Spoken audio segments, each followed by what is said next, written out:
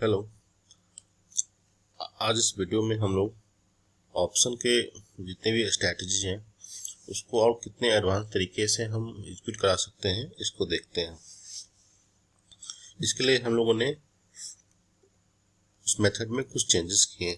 पहले तो मैं एक चेंज बता दूं कि हमने चेंज क्या क्या किए हैं। अब जैसे कि बैंक निफ्टी में आपको सेल सिग्नल आना है तो आप ये फॉर्मूला लिखते हो। ये फॉर्मूला करने पर क्या होता है, ये हमारा BN ग्रुप 8 फाइल है, उसको वो रीड करता है। तो पिछले वर्जन में जो हमने बताया था, इस वर्जन में हमने बहुत सारे न्यू मेथड्स को ऐड किए हैं। पहला मेथड तो ये ऐड किया है कि पहले हमारे पास ये रेस्ट्रिक्शंस था कि सिर्फ 5 लाइन हम 5 लेग की कोई भी स्ट्रेटजी बना सकते थे। तो यहाँ पर 1 2 3 4 5 अप टू 5 लेग हम लिख सकते थे। लेकिन अब हमने जो लिमिट है वो लिमिट 15 लेग तक का खोल दिया है। हमने क्या कर दिया, लिमिट 15 लेग तक का लिमिट खोल दिया है। तो आप यहाँ पर 1 2 3 4 5 6 7 8 9 10 11 12 13 14 15 लेग तक आप पोजीशन को लिख सकते हो।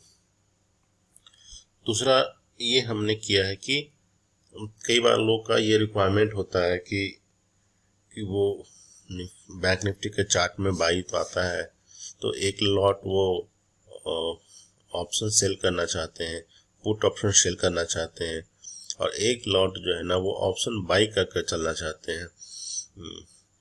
लेकिन ये जो ऑप्शन बाइंग होगा वो उनका डिलीवरी होगा, नॉर्मल प्रोडक्ट में होगा, और जो वो ऑप्शन सेलिंग कर रहे हैं वो इंट्राडे प्रोडक्ट होगा उनका। तो आप रोबो में तो यहाँ पर कोई भी प्रोडक्ट को तो या तो आप MIS में डिफाइन कर सकते हो या फिर नॉर्मल में डिफाइन कर सकते हो। बट एक बाइंग नॉर्मल में कैसे करें, एक सेलिंग MIS में कैसे करें, इसको हम करने के लिए क्या करते हैं कि ये जो हमारा फार्मूला है, इस फार्मूला में ही हम क्या करेंगे, जैसे कि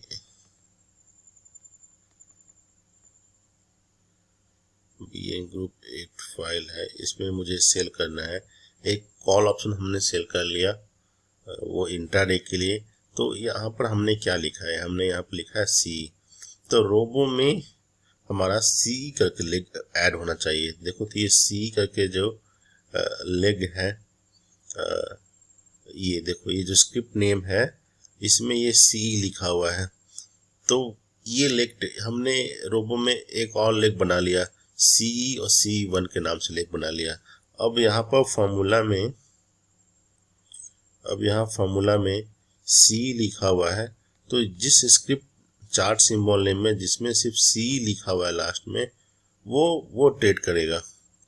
और हमने C1 लगा, मुझे C1 को ट्रेड करना है, तो हमने C1 को एक नया प्रोडक्ट टाइप बना दिया जिसका कि नाम हमने नॉर्मल कर दिया है। तो अब मुझे उसको अगर बाइंग करना है तो हम यहाँ पर ऐसे करेंगे, इसको Ctrl+C करेंगे, इसको Ctrl+V करेंगे। हमें इसका ऑप्शन बाइंग करना है, BU बाइंग करना है। शॉर्ट के केस में पुट ऑप्शन मुझे बाई करना है, तो हम यहाँ पर P करेंगे। और हमें कौन सा ATM बाई करना है, OTM बाई करना है, जो भी हमारा सिलेक्शंस है वो हम डिफाइन कर लेंगे। कि मान लो कि मुझे put option ATM put option by करना है, तो यहाँ पर P 0 कर लिए। और मुझे ऑप्शन चूंकि बाई जो करना है वो डिलीवरी में करना है, तो उसके लिए हमारे पास जो लेग बना हुआ है P1 के नाम से, तो P1 हम कर देंगे। तो अब ये जब भी ट्रेड होगा तो रोबो में 2 ट्रेड आएंगे, और रोबो में 2 ट्रेड आएगा, और एक ट्रेड जो है वो C के नाम से ट्रेड होगा, दूसरा P के नाम से ट्रेड होगा, और दोनों का हमारा प्रोडक्ट टाइप अलग है। इसके लिए आपका रोबो के लिस्ट में अलग अलग C1 के नाम से ऐड होना चाहिए। इसको हम देखते हैं, यहाँ पर ये पोजीशन सारा पिछला हम डिलीट करते हैं, इसको क्लियर लिस्ट करते हैं। हमने यहाँ पर बैंक निफ्टी को शॉर्ट किया तो हम देखते हैं कि यहाँ पर 2 लेग हमारा ट्रेड हो गया। एक सी हमारा शॉर्ट हो गया, दूसरा पी लॉन्ग हो गया। ये पी जो वन है वो मेरा NRML में है और सी जो है वो MIS में है। तो एक तो ये हमारा नॉर्मल और डिलीवरी एक साथ कैसे ट्रेड करें, इसके लिए हमने सेटअप किया। दूसरा जो चेंज किया है मैंने कि मान लो कि हम जो शॉर्ट कर रहे हैं उसका हमें प्रॉफिट लगाना है, इसका भी हमें प्रॉफिट लगाना है या स्टॉप लॉस लगाना है। आप प्रॉफिट और स्टॉप लॉस यहाँ से लगा सकते हो, हर एक स्क्रिप्ट का इंडिविजुअल स्टॉप लॉस टारगेट है। बट यहाँ पर करने में क्या है कि जब आप यहाँ पर फॉर्मूला से आप जब चेंज करोगे तो सभी स्ट्राइक का एक जैसा टारगेट, एक जैसा यूनिफॉर्म स्टॉप लॉस हो जाएगा। आप चाहते हो कि अलग अलग स्ट्राइक का अलग अलग टारगेट हो, अलग अलग स्टॉप लॉस हो, तो कैसे लगाए? तो ये संभव नहीं कि आप फॉर्मूला में जाकर हर बार आप चेंज करते रहो, वो एक अलग ऑप्शन है। बट आप अपना वॉच लिस्ट में टारगेट और स्टॉप लॉस को यूनिफॉर्म बनाना रखना चाहते हो, और साथ में बीइंग ग्रुप 8 का जो फाइल है इसके थ्रू भी आप स्टॉप लॉस और टारगेट डाल सकते हो। तो इसमें क्या करो कि जैसे कि मान लो कि हमने ये शॉर्ट किया, तो ये वाला लेग को, इस लेग को कंट्रोल सी हमें कवर टारगेट करना है, तो इसको इंटर किया, उसको हमें कवर करना है। तो हमें यहाँ पर शॉर्ट की जगह क्या लिख देंगे, कवर लिख देंगे। कवर हमें कहाँ करना है, नीचे करना है। कवर कहाँ करना है, नीचे करना है। मान लो कि 10% 20% नीचे का टारगेट पर करना है, तो हम यहाँ पर कोलॉन नीचे करना है तो -10% डाल देंगे। अगर आप परसेंटेज हटाकर 10 करोगे तो ये क्या करेगा, ये पॉइंट में टारगेट डालेगा। अब हम इसको आपको दिखाते हैं। इसको हमने सेव किया और ये एक्टिव ट्रेड, उसको जाकर डिलीट ऑल पोजीशन किया, इसको यस किया, इसको क्लियर लिस्ट किया यहाँ पर, और हमने यहाँ पर मार्केट शॉर्ट किया। तो देखो ये मार्केट शॉर्ट करने पर ये 2 लेग सेल कर दिया, और ये टारगेट इसका जो है यहाँ पर नहीं लगाएगा। वो क्या करेगा, मैनुअल ऑर्डर में पेंडिंग ऑर्डर डाल देगा कि हमारा ये कॉल जो कितने में बाई कॉल जो बाई हुआ था वो कितने में शॉर्ट हुआ था, 368 का। हमने 10 पॉइंट का टारगेट डाला है, तो वो 68 में 10 पॉइंट -358 का यहाँ पर कवर ऑर्डर का वो ऑर्डर डाल दिया कवर करने का। तो ये आपका यहाँ पर कवर हो गया। ये जब प्राइस आएगा तो ये पोजीशन हमारा निकल जाएगा। उसी तरीके से आप यदि इसी पोजीशन का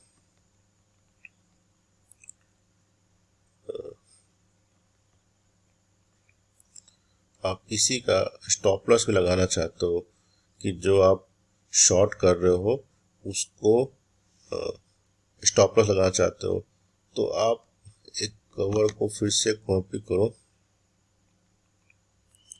और फिर यहाँ पर पेस्ट करो, और ये लेग जो है 300 का जो लेग है वो आपको मान लो कि इसमें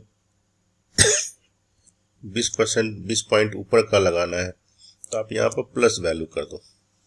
परसेंटेज लगाना है तो आप यहाँ पर परसेंटेज कर दो। इसको हम दिखाते हैं। तो इसका भी क्या होगा कि कवर के 2 ऑर्डर लग जाएंगे। मैनुअल ऑर्डर में, एक्टिव ऑर्डर में गया, यहाँ पर डिलीट ऑल पोजीशन गया। एक बात यहाँ पर ध्यान रखना है कि जो भी एक बार मैनुअल ऑर्डर में ऑर्डर आ गया, अगर वो एग्जीक्यूट नहीं होता है तो आपको मैनुअली कैंसिल करना होगा। इसको यहाँ से डिलीट कर दिया।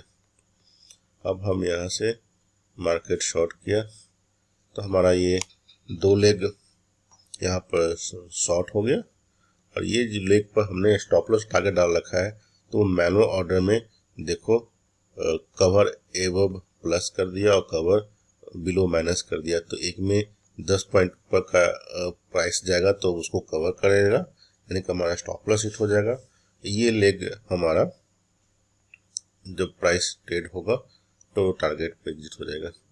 तो स्टॉप लॉस और टारगेट भी हम डायनेमिक ही लगा सकते हैं। अब जैसे कि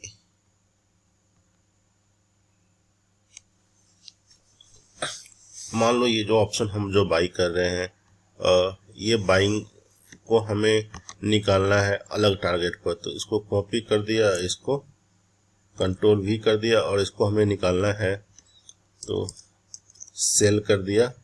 और हमें क्या, मान लो कि हमें निकालना है 20% के टारगेट पर निकालना है, तो यहाँ पर 20% लिख देंगे।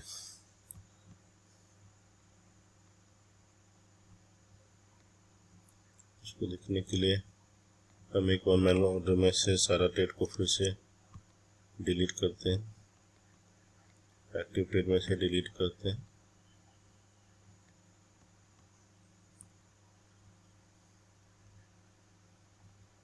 हमने यहाँ पर शॉर्ट किया तो हमारा यहाँ पर 2 ट्रेड हो गया। और मैनुअल ऑर्डर में देखो, एक जो पी जो हमने बाई किया है उसका वो जितना भी परसेंटेज हमने डिफाइन किया है उसके ऊपर में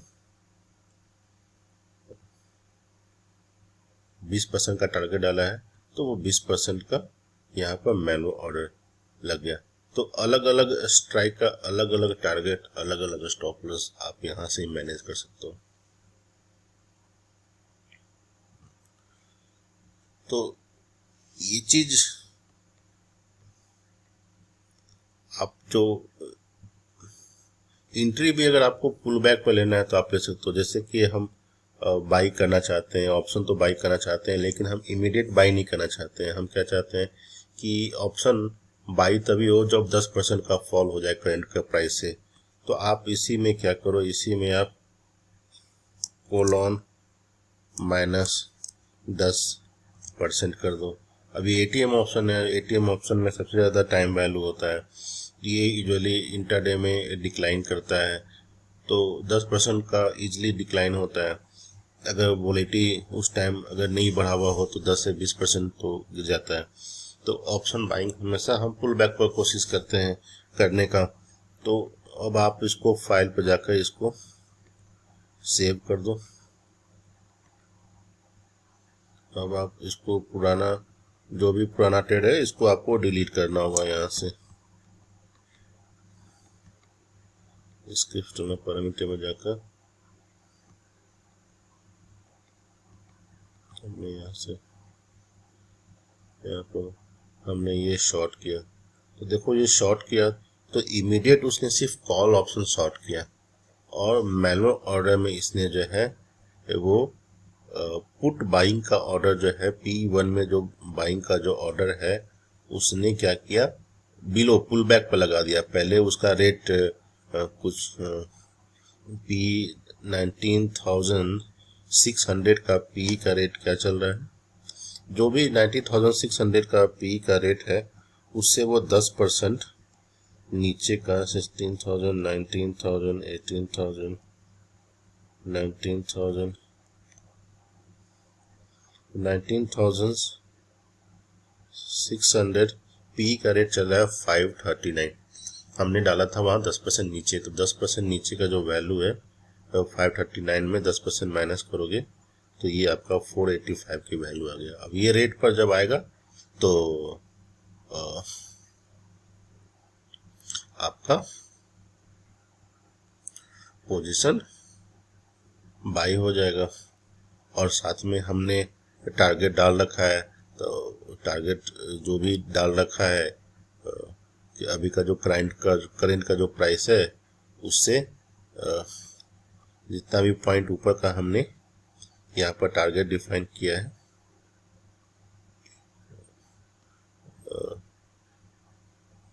20% ऊपर, तो उसका भी ऑर्डर पड़ा हुआ है।